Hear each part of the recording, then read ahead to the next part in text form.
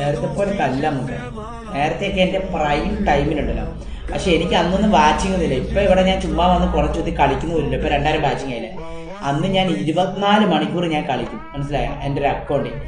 എന്നിട്ട് ഞാൻ 24 ഒരു 16-17 മണിക്കൂർ കളിക്കാം ഒരു ദിവസം. എന്നിട്ട് എൻ്റെ ജീവൻ പോകുന്ന രീതിയിലുള്ള കളിയാണ് കളിക്കുന്നത്.